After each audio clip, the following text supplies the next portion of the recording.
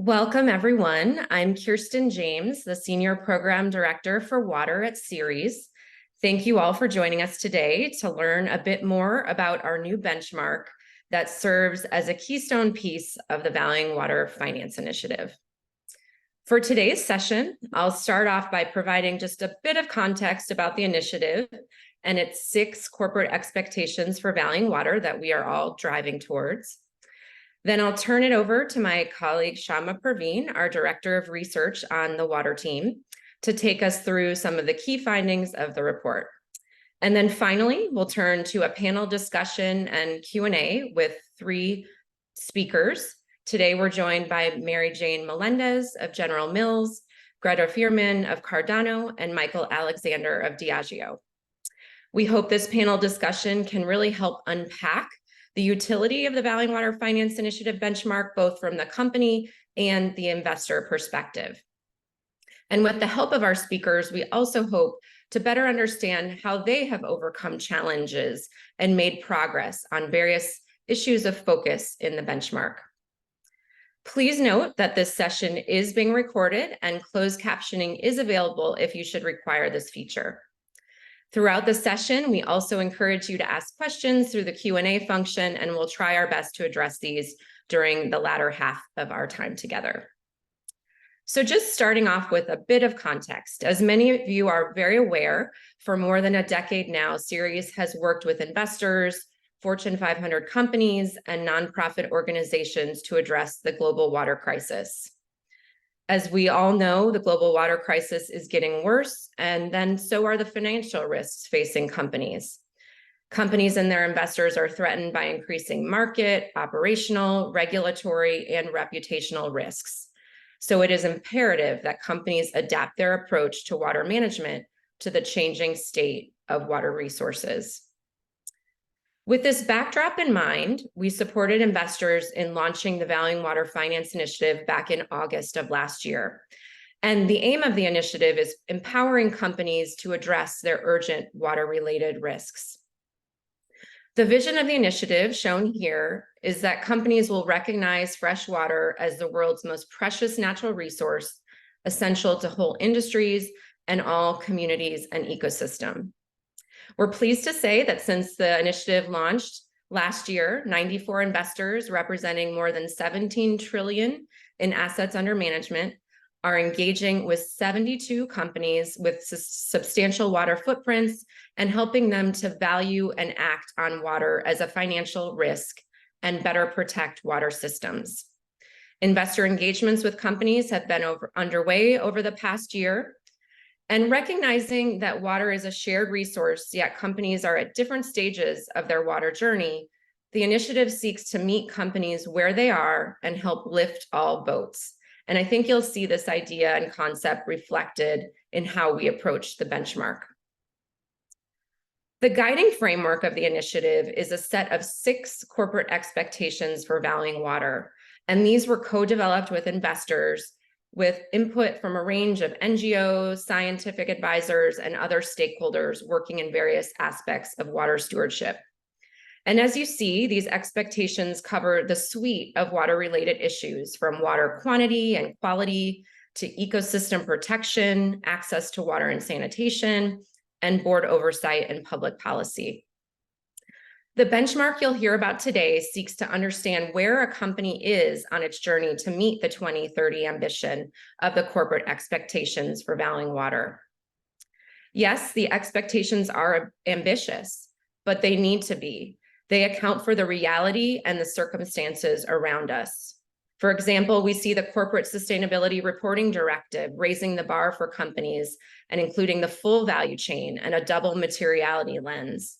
We see SBTN, including water quality and biodiversity and land. And of course, we see the water crisis proceeding at a dizzying pace around us. So we hope today's session will leave you with ideas of how to leverage the benchmark report to help support your work and support meaningful, impactful changes to help preserve and protect precious water supplies that economies, communities, and nature depend on. So with that, I'm going to pass it over to my colleague, Shama Perveen, to share details on the new benchmark and its findings. Thank you. Thank you, Kirsten. Hello, everyone, and thank you all for joining us today as we dive into the new Unveiling Water Finance Initiative benchmark report. My name is Shama Parveen, and I lead the research efforts on the series water team. So before diving into the details, I wanted to provide an overview of the benchmark's primary objectives. So one of the central aims of the benchmark that we created was to evaluate the alignment of 72 focus list companies from food, beverage, apparel, and high-tech industries to see their alignment with the 2030 goals outlined in the 6 corporate expectations for valuing water. The benchmark also serves to spotlight best practices adopted by companies both within their respective industries and across sectors. This in turn will help identify avenues for innovation and knowledge exchange among peers, both within and across industries. Additionally, it is meant to enrich investor engagements by offering insights into areas where corporate initiatives are excelling or if they are falling short, thus guiding our efforts to encourage higher ambition among the companies. And finally, the benchmark will be instrumental in monitoring and documenting company advancements and progress made over time and on an ongoing basis. It is important to note here that this benchmark is not a new disclosure framework or a reporting system. The data analysis that we conducted, it was in collaboration with an independent third-party consultant, and we did not survey or neither solicit disclosures from companies. Only existing publicly available company disclosures, such as mandatory financial filings, sustainability reports, press releases, and any kind of voluntary disclosures made available through the end of March 2023 were used to determine the company scores. The trends gathered from the Brent benchmark approximately every 2 years will help demonstrate how the company actions are evolving over time to meet the 2030 ambition of these expectations. The benchmark framework, as you can see here, is formed by the 6 corporate expectations, which are the North Star of our initiative.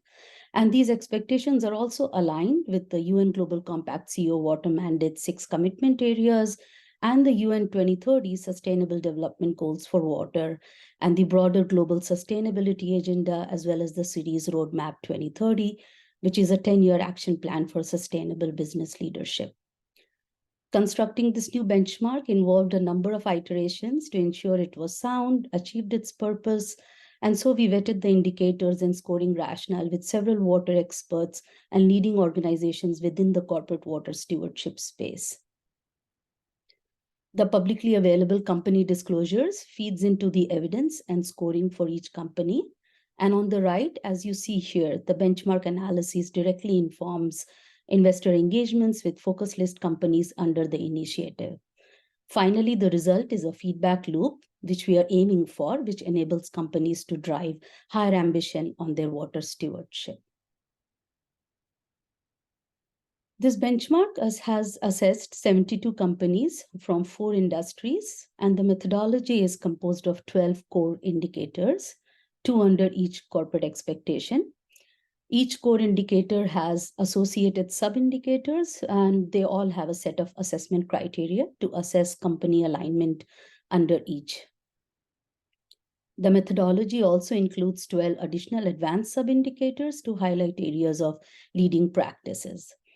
The 6 expectations are weighted equally with 15 total points available for each and 90 points in total. Of note here, the indicators have been designed in a way that captures what is most material for each industry while maintaining comparability across all the industries assessed. The benchmark report that we launched on October 25th consists of the following key pieces. We have the 12 key findings, which is derived from the evaluation of 72 companies in relation to the 6 corporate expectations, along with insights into leading company practices under each. The industry findings are presented as 4 distinct industry-specific reports, each showcasing notable highlights, as well as areas of improvement related to corporate expectations and prospects for peer learning within the respective sectors. And then we have a report on collective action, which sheds light on the role of the private sector in promoting water stewardship through collective action in various basins globally. It also features company examples that show how organizations can amplify their influence by extending their focus beyond their immediate boundaries to overall health of the surrounding watershed. And finally, we have the downloadable spreadsheet, which provides company-specific detailed information for companies and investors seeking in-depth insights into corporate performance across all the expectations. So to understand how the companies that we assessed are aligned with the 2030 ambition of the expectations, we have categorized company performance based on their scores along an ambition spectrum. The benchmark report provides a snapshot of the current position of companies within this spectrum. So as you can see here, starting the journey consists of companies that have received less than 35% of the total score. And these refer to companies still at the preliminary stages of acting on the corporate expectations. And we see 42 companies falling into this category. The next one, as you see here, is on the way. That suggests that some progress is being made on one or more of the 6 expectations, but significant advancement is required across all to set a course toward the 2030 ambition. On track implies that current company progress is becoming more aligned with the 2030 ambition, and companies are acting on a majority of the expectations. Leading the way describes companies that show strong performance across all of the expectations, thus demonstrating holistic water stewardship strategies. And while we see that no company is currently leading the way or approaching the finish line with an eye to 2030, it is encouraging to see that almost a dozen companies are on track and making substantial progress, meeting over 50% of the 2030 ambition. So when looking at overall performance across each of the expectations, we find that on average, companies are making progress in addressing water quantity and board oversight expectations, while they still have significant work to do with the other 4 expectations. There is a large spread in how companies have performed under each of these expectations, as you can see here from the chart. So a lot of progress needs to be made in ecosystem protection, public policy engagement, water quality, and access to water and sanitation. And in the next few slides, I'll provide a brief overview of some of the key takeaways from the benchmark resulting from that evaluation across the 72 companies and 6 expectations. So starting with water quantity and quality, both are significant and material concerns for the companies under assessment. Although it's commendable that a majority of companies, 75%, have established targets related to water quantity, it's important to note that most of them currently overlook the consideration of local watershed conditions. So only around 42% of companies have implemented contextual or risk differentiated targets with a focus on high-risk watersheds. So as we approach 2030, it becomes increasingly vital for companies to redirect their efforts towards setting context-based targets that extend beyond their immediate operations and covers the most critical aspects of their value chain. As you can see on the right here, our assessment also reveals a considerable gap in water stewardship concerning water quality. Merely 17% of companies have established time-bound targets for water quality, and an even smaller fraction, just 6%, have introduced contextual water quality targets within their direct operations and supply chains. So addressing these issues is a critical aspect of comprehensive water stewardship strategy. Both investors and companies have a substantial opportunity to make meaningful impact in the effort to reduce negative effects on freshwater quantity as well as quality. Healthy ecosystems, we all know they play a vital role in supporting water sources and safeguarding the quality of freshwater that all businesses depend on. Freshwater ecosystems are actually among the most threatened in the world, with wetlands declining at a rate 3 times faster than forests. Yet our assessment shows that only 13% of the companies have set time-bound targets to protect or restore ecosystems, particularly those crucial for freshwater supplies and aquatic biodiversity. We also find that currently only 13% or 9 out of 72 companies are disclosing details of their ecosystem risk assessment process. So to ensure long-term sustainability of water sources, companies should prioritize ecosystem risk and impact assessments to thoroughly evaluate their effects on and reliance upon ecosystems. These assessments can lead to valuable insights, which in turn can help companies to guide, form appropriate sourcing strategies and establish well-informed targets. We find in our analyses that access to water and sanitation was one of the lowest scoring expectations. A quarter of the global population currently do not have access to clean drinking water, and half of humanity lives without safely managed sanitation. Yet our assessment shows that only 28% of companies have a corporate policy that acknowledges access to water and sanitation as a fundamental human right. Further, we see that only 17% or 12 companies out of 72 have established specific time-bound targets to address wash concerns in direct operations, supply chains, or communities. Given this gap, it is imperative that the private sector assumes a more pivotal role in expediting their efforts related to WASH and advancing towards the realization of sustainable development goals for water, which ensures clean water and sanitation for all communities by 2030.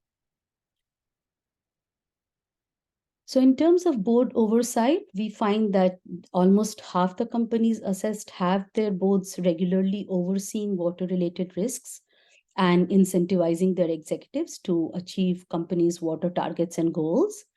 However, when it comes to addressing water risks and including in business activities and financial planning, we currently find that only 36% integrate water risk and opportunities into decisions on strategy, risk, and revenue for both their direct operations as well as supply chains. We all know that improved board oversight mitigates water-related risk and can ensure business continuity and can safeguard reputation. So robust oversight and ambition, it can also help attract investors and stakeholders who are committed to water stewardship, thus fostering long-term success and impact. In terms of public policy engagements on sustainable water resource management, we find that only 32% of the companies that we assessed advocate explicitly around water-related issues with governments, businesses, civil societies, or other stakeholders. We find that for most companies, detailed reporting on specific nature of public policy engagement was actually lacking. This is particularly evident when compared to the level of detail typically provided by companies concerning their advocacy efforts related to climate change, for example. So this presents another area of opportunity for companies to further prioritize the 6 corporate expectations for valuing water, because by incorporating this approach into their water stewardship strategies, they can help drive impactful change and promote a systemic transformation with direct relevance to water-related issues. The findings also show that companies are beginning to engage in strategies that bring together multiple stakeholders, including businesses, communities, tribes, governments, and NGOs, to tackle shared water challenges within specific basins globally, which is quite encouraging. However, for a majority of the companies we assessed, detailed reporting of the progress and outcomes of collective action efforts was lacking. It was unclear as to what transformative impact has transpired within the watershed. So engaging in collective action at the watershed level will help companies scale positive impact and accelerate progress on corporate expectations holistically, and because it will help include water quantity, quality, access to water and sanitation, as well as ecosystem benefits. It can also support companies' efforts to align advocacy and public policy activities with sustainable water resource management. So as mentioned earlier, our analysis also looks within each industry to pull out performance across peer companies.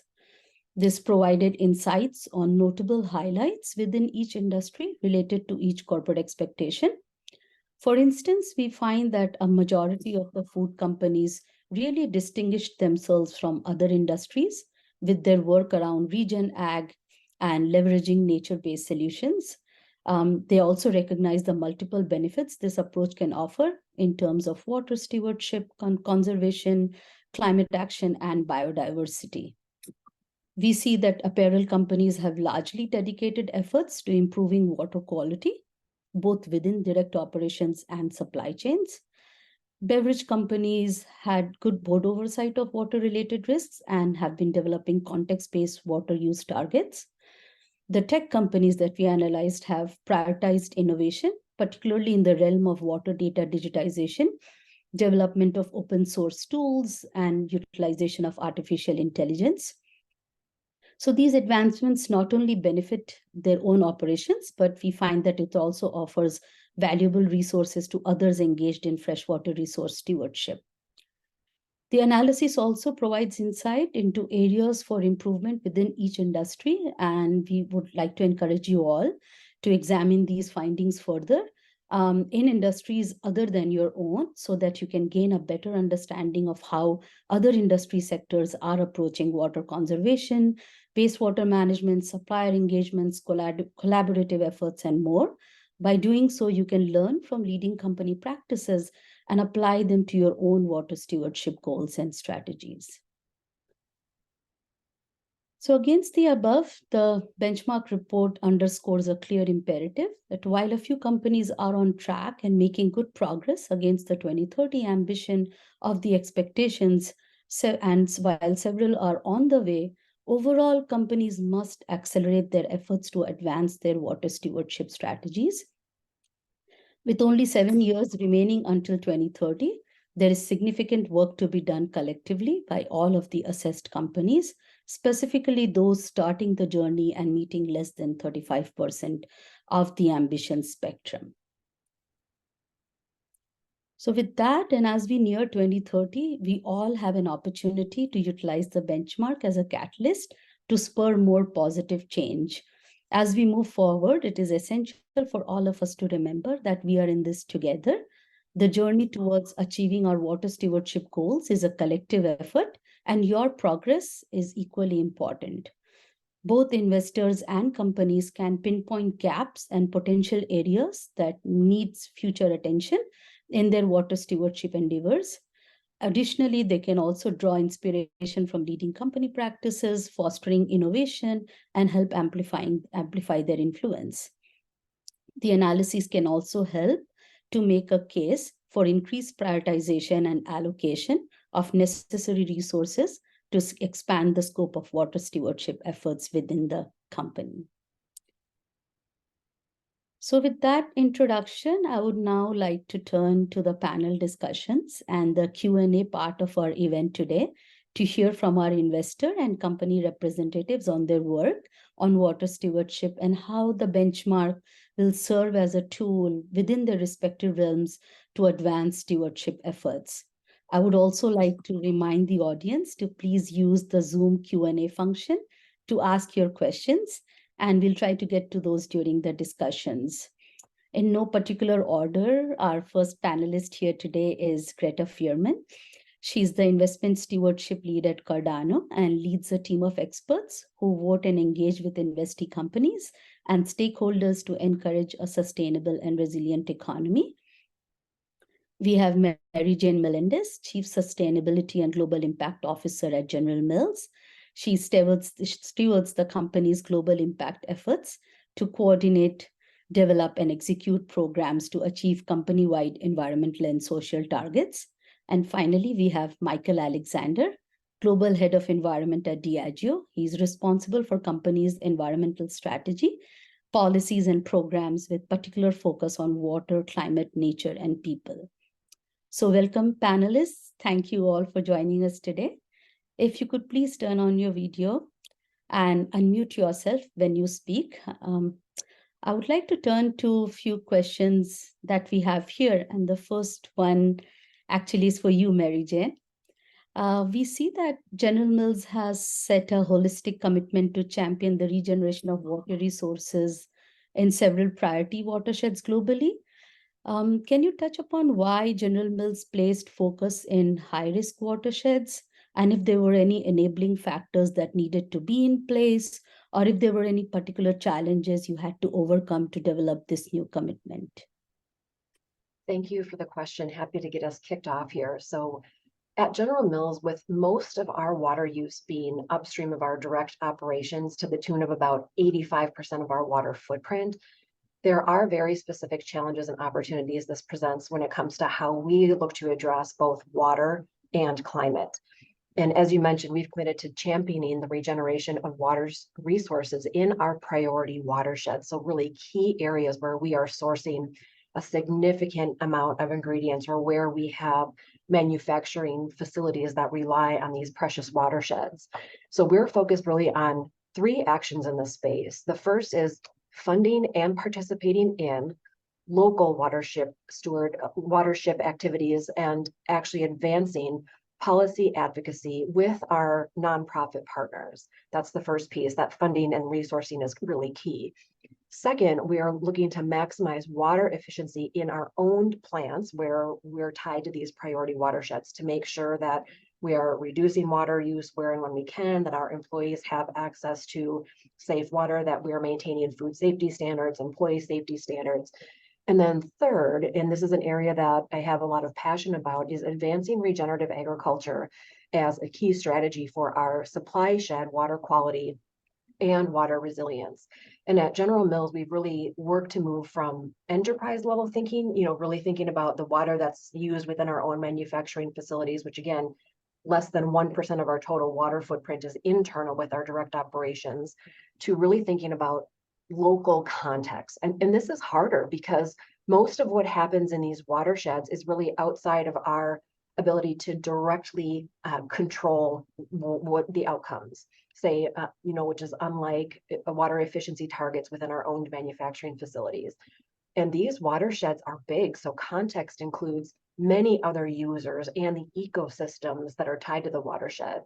However, it's really critical that we ensure water resilience and protect the water supplies that so many of us depend on. And even if General Mills did everything perfectly and invested everything that we could, we would still have water risk in these priority watersheds if we do not have others act and invest in resilience and water stewardship. So for us, we've identified some really important enabling factors. And I would say multi-stakeholder partnerships have been one of those key learnings. So for example, today we participate in the Rio Grande Water Fund, and this is in the watershed for our Albuquerque, New Mexico plant. This is an area where, water scarcity is a challenge, and this work helps to protect the upper watershed from wildfires, which have threatened the plant's water supply with contamination. This Rio Grande Water Fund receives state, federal, and corporate funding, and we're all coming together to try to protect the watershed for all of those who depend upon it. And again, we could not afford to do this work alone. And what we're finding is that by working together, we are sharing not only in the financial impact, but also the positive benefit that we are driving for that watershed and its connected ecosystem. So I just cannot underscore the importance of collective action when it comes to water resiliency. Sounds good. Thank you for sharing that, Mary Jane. I will now turn to you, Greta. As a signatory to the Valuing Water Finance Initiative, which is a global investor-led effort, we have investors actively engaging with companies on water stewardship. Can you speak to how you draw from the initiative's 6 corporate expectations during your discussions with companies on their water-related practices? Sure, Shama. Thanks for having me. Hi to everybody. Nice to be here. So yeah, we engage using the set of expectations that Series has developed, and really they're there as a framework that we take and essentially translate into an engagement plan. So we're drawing on those corporate expectations. I think from a content perspective, saying that we're looking at water as a multi-dimensional issue. So not just, about scarcity, or not just about putting water saving taps in place in a certain store or in a restaurant, but about really understanding where the risks are throughout the whole value chain. First, really understanding where the impacts are through the value chain, whether that's in the supply chain or through the product offering or both. And those expectations help demonstrate that it is a multi-dimensional issue. So we use those in our engagements as it really helps as a reference point, also to show companies that this is not just our expectation as investors of the companies, of them specifically, but that it's really about the whole sector that they're operating with, and that these expectations are consistent. So it gives our engagements that clear trajectory. So we have a plan that we can work with the companies and work towards that medium term and then long-term trajectory. So that helps us, set out that plan. And it's also useful for us to have the expectations and the benchmark to give concrete examples. So, like you presented, Shama, there aren't any companies that are all the way there, but there's lots of good examples. I mean, Mary Jane is even referencing some good collaborative work that her company is doing. So we have good examples there. And the benchmark really helps us provide those to other companies that we're engaging with or invested in, and demonstrate to them what's being done and what can be done to keep taking steps. Thank you, Greta. And since you touched on the benchmark, if I may ask a follow-up question, how do you think the Valuing Water benchmark complements other tools that you may have used in the past to engage companies on their water stewardship? Like, how does it support your efforts to better understand the risks within your own portfolio? I think it's helped complement other tools by helping investors and their investees see water in a more contextual way. So again, rather than maybe previously or other tools looking at it a little bit more in a single dimensional way about water use and water quantity, it's really helped add to that by thinking about water risks in a broader context, in a more structural and holistic way, and how our investee companies are, relying on it within their operations, but also impacting that through, water pollution or, all different aspects of, water pollution runoff or, pollution. So it really helps us give us that context and then again address it with companies in that way to take steps towards water neutrality by 2030. Thank you, Greta. That's very helpful. Michael, I'll turn to you now. We have a question here with regard to board oversight of water risks. We have observed, as you saw from the benchmark findings, few companies are actually actively integrating water risks and opportunities into business planning. From Diageo's perspective, do you have any observations to share or any kind of success stories on how keeping the board and senior leadership involved in water issues and integrating those risks into business planning has translated to positive strategy changes? Yeah, thank you, Shama, and thank you for having me on. Yeah, I think probably it's helpful just a tiny bit of context on who Diageo is. So we're a global alcohol beverage brand company with brands such as Guinness and Johnnie Walker and Baileys and Gordon's and Tanqueray and many more. And we have operations in about 30 countries. And of those operations, we have 150 manufacturing sites. And about a third of those are in water-stressed areas in Latin America, Sub-Saharan Africa, India, and Turkey. So overall, about a third of our volume of our product is made in water-stressed areas. And that's important context because with that kind of footprint, the board pay attention. They understand the risks. And I think they see that from two perspectives. First of all, they understand that our license to operate is really heavily dependent on available water, and having a strong water stewardship strategy is key to ensuring our license to operate, to ensuring that we're managing our risks and that we're playing a proactive role in those key basins where we're operating to really make a difference working with others. So I think that strategic point is really important. So they're big supporters of the strategy. They challenge and build the strategy. And their support enables quick decision making, which is key, particularly in the case of water where there is a crisis and we need to move quickly. So I think that overall board support has been critical to us being able to deliver what we are delivering, and importantly, what we want to deliver in the future. So that's one aspect. The other aspect is that water is effectively our number one climate risk. And we have disclosure requirements under the Task Force for Financial-Related Disclosure, Climate-Related Disclosure to disclose what our climate risk is. And our number one climate risk in terms of physical risk is water. So our water strategy de facto is a large part of our climate adaptation strategy. So those board members have a fiduciary responsibility to disclose what our risks are in our annual filings and our annual strategy report. And that's really important. That's probably the stick, if you like, rather than the carrot. The carrot is being forthcoming and being progressive about our water strategy, as I just mentioned. The stick is a requirement to disclose our risks, to do scenario planning against different warming temperatures and scenarios, and to understand how the warming of the planet is going to impact our business and our supply chains. And we're required to disclose that and encouraged to financially calculate what the at-risk financial piece is. So I think that's a really important dimension as well. But I would encourage those that are engaging their boards to make sure that the business case is compelling. For us, it's very compelling because of the nature of our manufacturing footprint and our supply chains. For others, it might be less so, but still that water affects everybody. It's a natural resource that is in crisis in many parts of the world. That is, as we've heard, very contextual. So it's not the same risk everywhere, unlike carbon and carbon emissions. It is very local and localized. So it's important to understand the local assessment of the risk. But I think most companies view this through a risk lens, but also through a progressive understanding of how we can make a difference by working together, as we heard from Mary Jane and others.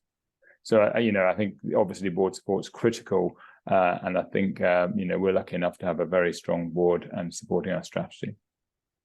Thank you, Michael.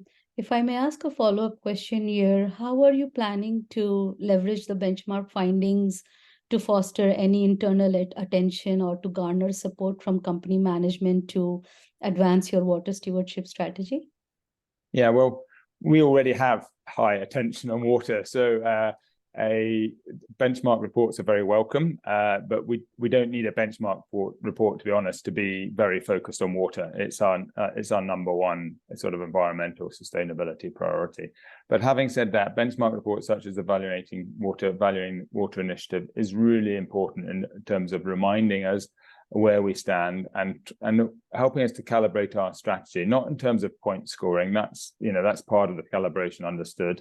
But it's really about understanding where the gaps might be and understanding whether not of the 12 points in the report, for example, not all are applicable to every company, but where's the materiality in your business, in our business associated with the findings. And the 6 corporate expectations are always a good reminder about making sure that that's the core to your strategy. It's the same as you mentioned as a CEO water mandate and WWF and many others articulation of what good corporate water stewardship looks like. And I think this benchmark report and others are a really important reminder as to what we can do better at and where we need to focus. Not all those points, as I say, are relevant to all companies, but key is the gaps. So it's less about sort of understanding, are we higher up than that company or that company, but it's more strategically looking as to how we can utilize insights such as the report to say, are we really focused and really laser tight focused on where we need to be for the materiality of our risk and for where we can make a difference. And also, importantly, listening to Greta and other investors, because, this is a representative view from investors as well, is how can we really respond to that investor demand. Thank you so much for sharing that, Michael. Very insightful. I have a question here with regard to your region agriculture target, Mary Jane. Back to you, sir. How is your regenerative agriculture target helping you reach multiple outcomes? And you touched upon that a little while earlier, but this question is really with regard to how are you bridging potential siloed issues to develop shared targets at the company level while reporting the ecosystem level outcomes at the basin scale? Sure. Maybe I'll start by grounding the audience in General Mills' work in this area. So in 2019, the company made a commitment to advance regenerative agriculture across 1 million acres of farmland by 2030. Very proud of the company's progress. We're at over 500,000 acres within our key supply sheds. Again, those areas where we are buying greenhouse gas intensive ingredients like oats and wheat and dairy. And this is an area where we are starting to see some promising water resilience, water quality, water quantity outcomes on the farmscape. So for General Mills, water is really a connecting thread across so many of our corporate commitments. So for example, climate change is disrupting both global and local water cycles. We're seeing changing weather patterns and making water events even more intense, whether it's hurricanes or droughts. Regenerative agriculture, what we are finding is really a key lever to help advance our climate goals. So what's really exciting is that the same principles that are addressing soil health and these approaches to restoring ecosystems also are driving positive water impact. So we love when we're able to see these stacked benefits and stacked outcomes coming from these interventions. We're seeing that reducing tillage is lowering soil erosion on these farms, which is good for water quality and really good for keeping carbon underground. Again, another practice with regenerative agriculture is minimizing both chemical and physical disturbance to the soil. And what we're seeing is reducing chemical application, is lowering chemical leaching into the waterways, and also greenhouse gas off-gassing from fertilizer. So really starting to, again, see some positive ecosystem benefits there. And then also keeping a living root in the ground really supports healthy microbial communities in the soil, which is how healthy soil sequesters carbon and really holds onto water in the face of drought, or is able to absorb water during a big rainstorm. So we're physically able to see in a regenerative farm the different resilience factors as it relates to water, and really being able to envision the whole system and make those connections has helped us to move from individual, siloed strategies to address water stewardship or farmer livelihood or soil health, to really thinking more holistically about the connectivity and how these issues, climate, water, carbon, are deeply, deeply interconnected, and therefore need a holistic strategy to help drive ecosystem health. Thank you, Mary Jane. I have another question here on WASH, and I wanted to pose that to you, Michael. Given that Diageo has included access to water and sanitation in its water risk assessment and developed targets for suppliers and communities on WASH, what suggestions do you have for companies who are just beginning to include WASH as a focus of their water stewardship considerations, or perhaps trying to make the internal case for doing so? Yeah, thank you, Shama. Well, we feel very passionate about WASH. We've been active on WASH and investing in projects for over 20 years now. And I think that's moved from being a kind of philanthropic CSR investment to being much more focused on our supply chains now. So you'll find that in the past, we perhaps focused on how many beneficiaries we could accumulate in a year in terms of access to WASH. But now we've pivoted more to where can the communities that are in our supply chains, and how can we make our supply chains more resilient by investing in WASH. And I think that's a critical point that, it's not applicable everywhere, thankfully, but there is a very, very big crisis in WASH around the world, as we know. And we recognize that by investing in WASH, and we're only a small, tiny investor compared to many others and governments and societies that are investing in WASH, but by doing our bit in our supply chains, we're trying to effectively alleviate poverty. It does unlock poverty. It unlocks improved livelihoods and well-being and health. It's absolutely critical to gender empowerment. Women suffer much more severely from WASH impact and indeed climate impacts than men. So it's a really important part of our gender inclusion strategy as well. And I think it's so important in terms of ensuring that the productivity of communities where we're sourcing from, remote farming communities where we're sourcing sorghum or maize or barley, that it's so important that we kind of recognize that that's the sort of principal fundamental activity related to water stewardship that we can do to begin with. It's not the only answer, of course it's not. We need to work with farmers to improve the soil health, as we've heard from Mary Jane. We need to look at how we can improve ecosystems as well. But if families and women in particular are walking 5-10 kilometers and spending 4 or 5 hours a day fetching water, then they're not going to have time to look at these interventions and these activities that look at improving the broader security and health of the basin. So we're really passionate about, how important it is. I say it's not relevant everywhere. Thankfully, some communities have good access to WASH, but where the WASH is a risk and where it's identified as an important risk, then we would strongly encourage businesses to make it a really fundamental part of their water stewardship strategy for the reasons I've just outlined. And we've been measuring some of the impacts, on not just on our business, but also on the communities in terms of well-being, less waterborne diseases, more children, particularly girls, educated, more time at school because they're not helping their mothers fetch water. And these kind of indicators, if you like, that are so important. And there's a lot out there to help businesses that are just starting off there and encourage them to look, for example, at a WASH for Work. So that's the CEO water mandate pillar around WASH is called WASH for Work. And it's unique because it's got WASH NGOs working with companies that are interested in and already implementing WASH in their supply chains and in their businesses and putting the two together. And that's a really good forum, an open forum for all businesses interested in investing more in WASH as part of their corporate water stewardship. Thank you, Michael. It's very encouraging to see companies taking leadership on WASH.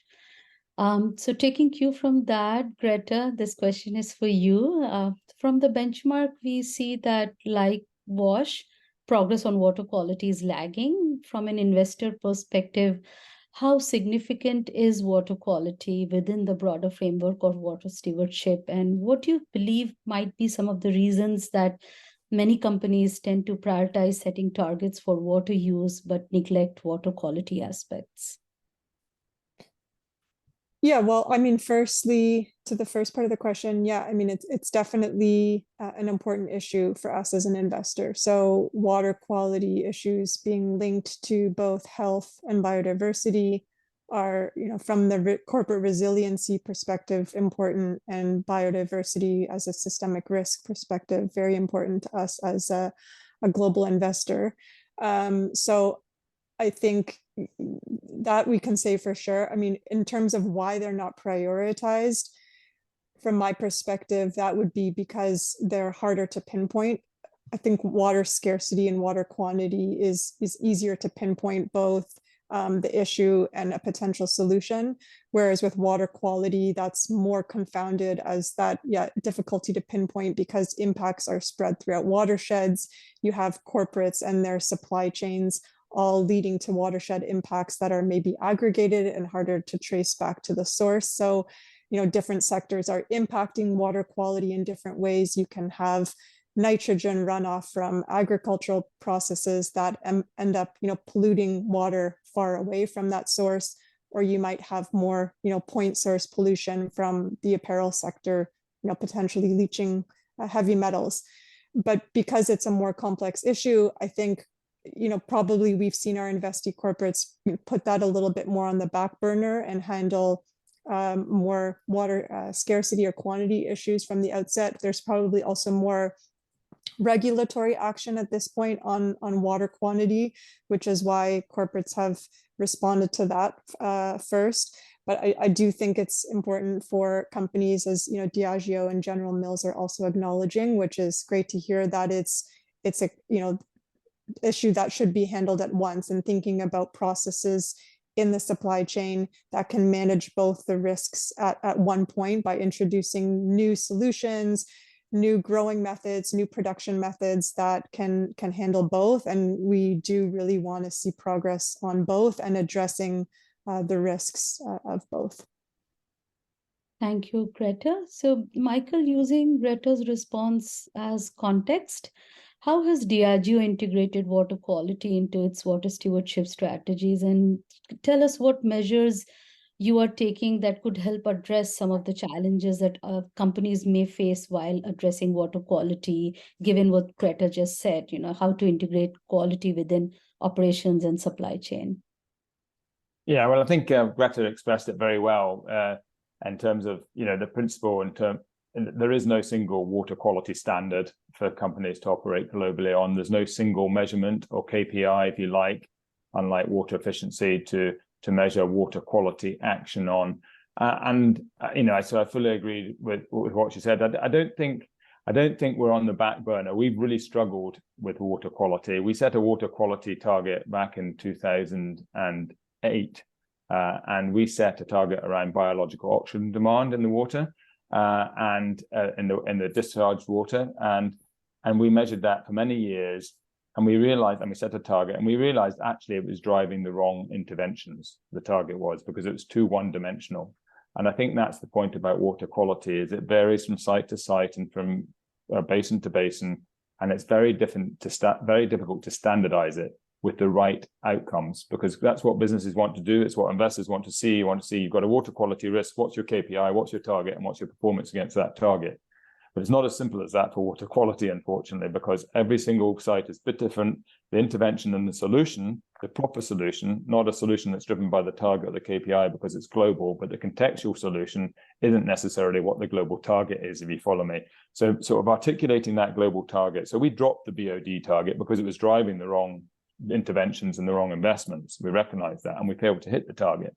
But we sat back and then said, well, what actually should it be? And we've looked at what other companies are doing, and this report in itself is another good contribution to that discussion. But it is so contextual, and that's why you see many companies refer to their own water quality management standards within their internal standards with various different indicators across very different impact areas of water quality to basically drive that within their own businesses, because in the absence of something that's internationally recognized and endorsed by many other organizations.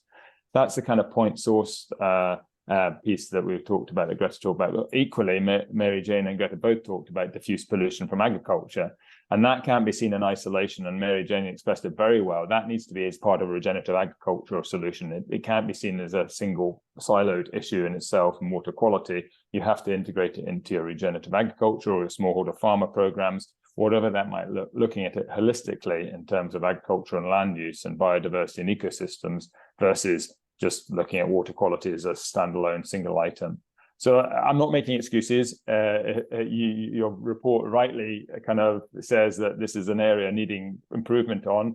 We've held up the mirror for many years now, looking for solutions. If there is a solution anybody knows out there, then I'd love to hear it. But that doesn't stop us from activity. So we're still in there making sure that our indicators and our management processes are above the local legislation, that we're not breaking any permits, that we're encouraging governments, importantly, we're encouraging governments to implement their regulations, and that enforcement is critical because it's a shared water risk, particularly around water quality. To Greta's earlier point about downstream or upstream, we need to get those basics right, as well as our own kind of point source discharge as well. So not opting out by any means, just struggling sometimes to generalize or standardize that into a global KPI, as I mentioned. Thank you for being very upfront about that, Michael. It is indeed a challenging issue. Greta, we have a question here with regard to multiple sustainability objectives, balancing, and you touched upon that a little bit earlier. How do you approach companies? There are multiple sustainability priorities that companies face at times, whether it's climate, biodiversity, or water. How do you approach for engaging with companies and account for this challenge? In other words, how do you motivate companies to prioritize water issues as part of their overall sustainability strategy? Sure. So I think it is complex. I think we acknowledge when we're engaging also collaboratively with our investee companies that they're facing a lot. There's a lot to do. There's a lot of goals. There's a lot of things that need to be changed to meet biodiversity goals, to meet climate goals, and to meet water goals. Thinking about human rights and social rights. So I think we acknowledge that really meeting these goals requires a large business transformation. And we do hear from some companies that they're prioritizing certain topics above others. We have heard in some of our engagements that, some companies are, they're prioritizing work on climate at the cost of maybe water, other issues. So it's nice to firstly hear from you both that, you're thinking things thinking about things more holistically. That's not necessarily always the case. We're starting to see some more acknowledgement about that, but I still think seeing some siloing. So I think first and foremost, it's about the recognition of these issues being intertwined. And if a company is looking into its supply chain and considering supplier engagement to work on carbon emissions and improve emissions, well, they might as well do that together and think about how their suppliers are impacting water as well, and not just water quantity, but water quality. So while they're doing that work, they can really address things together. And then, so that's something we've discussed within our engagements. And then another point, in terms of really highlighting the risks of water, I think those are becoming more evident as to why they should be part of a corporate strategy to address. And we're seeing real operational risks come into play for a lot of the companies we're engaging with their supply chains being predominantly within the US. We're seeing, that play out in real severe droughts and presenting very real operational risks. We've seen examples of reputational risk becoming legal risk with companies. There's the case of Nestle bottling water during a drought in California, which led to legal and investigations and intervention. So I do think as these issues increase in the coming years, that these real operational and legal risks are transferring to the investor. And a reason for companies to prioritize water, but again, in a way that's really looking at the issues in an intertwined, from an intertwined perspective as bigger systemic risks. Although more challenging, I think that's the way that we're going to make progress on the goals. Thank you for those thoughts. I have one final question, and I would like to pose it both to Michael and Mary-Jen, but maybe like half a minute each because we have to wrap up soon. Knowing that the investor corporate expectations are an ambition to meet by 2030, what is giving you the most hope, or what are you most excited about that can really help you move the dial in the coming years? Both Michael and Mary-Jen, if you can brief on this a little bit.